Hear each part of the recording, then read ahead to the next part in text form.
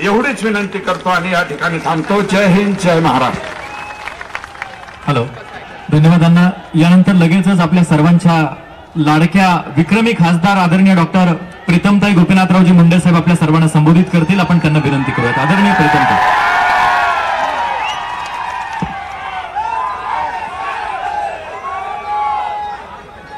अरे इथून आगे बढ़लंय तर खाली पडेल नाही काय स्टेजवरून. आज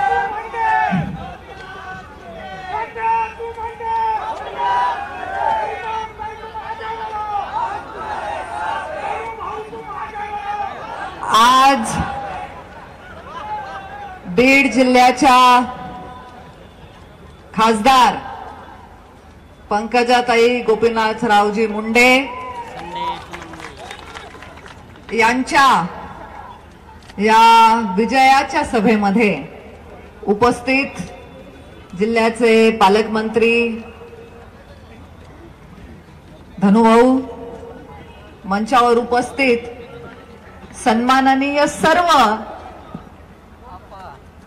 आमदार, माजी आमदार, सर्व मित्र पक्षांचे जिल्हा अध्यक्ष, सर्व सन्माननीय पदाधिकारी. ताईंनी सांगितलं नावं सगळ्यांची घेऊ नका आणि ते सलमान खानचा पिक्चर बघितला असेल तुम्ही, जो जीजाजी बोलेंगे वही मैं करूंगा, जो ताई बोलेंगे वही मैं करूंगी. आणि आता नावं घ्यायचं फारसं बर्डनही नाही कारण मी उमेदवार नाहीये. त्यामुळे मला इतकं हलकं हलकं आणि इतकं मोकळं मोकळं वाटतंय ताई.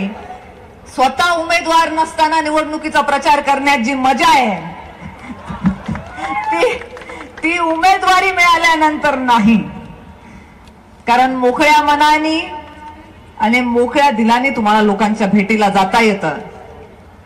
आणि विजयी सभा यासाठी म्हणते की खरं सांगा बरं, आज माझ्यापूर्वी बोलणाऱ्या आपल्या सगळ्या नेत्यांनी आपल्या जिल्ह्यातल्या, आपल्या गल्लीपासून ते दिल्लीपर्यंतच्या सगळ्या विषयांवरती भाष्य केलेलं आहे. मी तुम्हाला पुन्हा काही वेगळं सांगण्याची गरज आहे का? पंकजाताईंनी काय कामं केली पालकमंत्री असताना जिल्ह्यासाठी ह्याचा मी उल्लेख करणं म्हणजे कुठेतरी सूर्याला दिवा दाखवण्यासारखं. बरोबर आहे की नाही? तुम्हाला माहिती आहे सगळ्यांना काय काय कामं ताईंनी केलेले आहेत. त्यामुळे मी त्याचा पुन्हा उल्लेख करणार नाही. आणि मला खरं सांगा, मनापासून तुमच्या हृदयावर हात ठेवून सांगा, तुम्हाला ही बीड लोकसभेची निवडणूक, भारत देश हा जगामध्ये तिसरी अर्थ महासत्ता होतोय, ह्याच्यासाठी मतदान करायचंय का? तुम्हाला या देशामध्ये आणखी किती विकासाचे नवीन प्रकल्प येतील ह्याच्यासाठी या लोकसभेची निवडणूक तुमच्या दृष्टीने महत्वाची आहे का? तुमच्या सगळ्यांच्या मनातून एकच आवाज आहे की आमच्या सगळ्यांच्या लाडक्या पंकजाताईंना त्यांच्या योग्यतेच्या पदावर पुन्हा बसवण्यासाठी ही निवडणूक आपल्या सगळ्यांसाठी महत्वाची.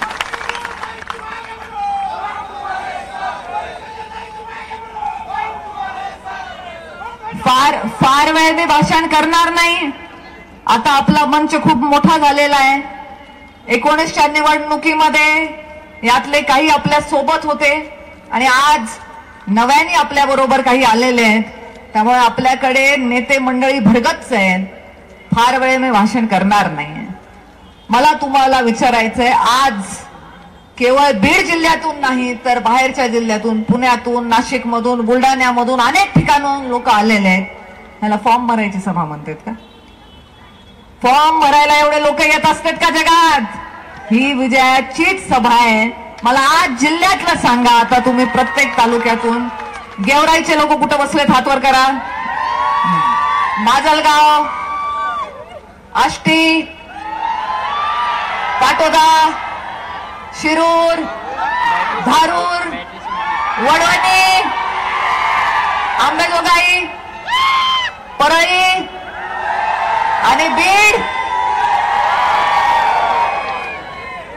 तुमच्यापैकी केज राहिला. केज केज केज कुठे बाबा? केज जरा आवाज थोडा मोठ्याने येऊ द्या की. केज तुमच्यापैकी कोणालाही ताई पालकमंत्री असताना ताईकडे निवेदन घेऊन जाऊन स्वतःच्या चपला घासायची वेळ आलती का रे? कधीतरी सांगा एकाने मला की 25-15 साठी मी ताईला 4 वेळा भेटलो आणि मला 1 रुपयाचा फंड मिळाला नाही असा बहादरी तर उभं दाखवा बरं मला एवढ्या हजारोच्या संख्येमध्ये. एका तालुक्यातल्या माणसाने मला की आम्हाला ताईंना फार विनंती करावी लागली. प्रत्येक तालुक्याला, प्रत्येक गावाला, प्रत्येक वस्तीला, प्रत्येक वाडीला ताईंनी बोलव विकासासाठी निधी दिलेला आहे. पण आज ताईंनी आपल्यासाठी जे केलं त्याची परतफेड करण्याची वेळ आहे. आपली झोळी फाटेल एवढं बीड जिल्ह्याच्या विकासासाठी पंकजाताईंनी योगदान दिलेलं आहे. आज आपल्या सगळ्यांना केवळ एका मताच्या रूपाने ताईंनी केलेल्या कामाची परतफेड करायची आहे आणि ती करण्यामध्ये आपण कोणीही कमी पडू नये अशी मी विनंती या निमित्ताने करणार आहे. फार काही बोलायचं नाही, विरोधकांवर टीका करायची नाही, पण हे तेच मैदान आहे माने कॉम्प्लेक्सचं जिथे 2019 मधलं मी माझं पहिलं ज्याला आपण दबंग खरं म्हणता येईल असं भाषण केलं होतं. आजही मला कोणावर टीका करायची नाहीये, फक्त एवढंच सांगते की गावागावांनी सुरुवातीला जेव्हा मी जायचे माझ्या दौऱ्यांमध्ये, कार्यक्रमांमध्ये, तेव्हा लोक विचारायचे पंकजताई आले का पंकजताई? मग कोणतरी म्हणायचे नाही नाही नाही साहेबांची बारकी आली, बारकी. आता 2019 मध्ये साहेबांच्या बारकीने मोठा पराभव केलेला आहे. आता मोठ्या ताईंची निवडणूक आहे, मग पराभव पण कसा झाला पाहिजे? विरोधकाचा मोठा झाला पाहिजे, ताईंना शोभेल असा, ताईंच्या नेतृत्वाच्या उंचीला शोभेल एवढ्या मताधिक्याची लीड आपण सर्वांनी देणं अपेक्षित आहे. आज मंचावर उपस्थित सर्व मित्र पक्षांचे एवढे दिग्गज नेते आपल्या सोबत आल्याच्या नंतर आपल्या मताधिक्यामध्ये वाढ होणार आहे. मी फार जास्त मागणी करत नाही, मधून मधून माझे भारतीय जनता पार्टीचे संस्कार असे उफाळून येतात, म्हणून मला फक्त एवढंच सांगायचंय की प्रत्येक विधानसभेने 2019च्या निवडणुकीपेक्षा फक्त 20,000ची जरी जास्त लीड दिली तरी आपली सीट ही 5 लाखाच्या मार्जिननी लागते. आणि तेवढीच अपेक्षा आज मी या दिग्गज नेत्यांकडून करते. आणि माझी आपल्या सर्व कार्यकर्त्यांना एक कळकळीची विनंती आहे, आपला उमेदवार सक्षम आहे, अतिशय मोठ्या उंचीचं नेतृत्व आहे आणि म्हणून ताई तर सहज निवडून येणारच आहेत.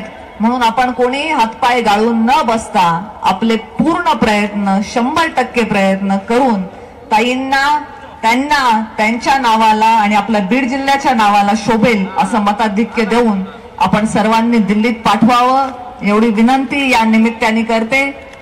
आणि डॉक्टर असल्या कारणाने तुमची नसही मला कळते, खूप वेळ झालेला आहे, त्यामुळे जास्तीचा वेळ न घेता आता आपण सर्व धनुभाऊ आणि पंकजाताई या दोघांचेही विचार ऐकण्यासाठी उत्सुक आहोत.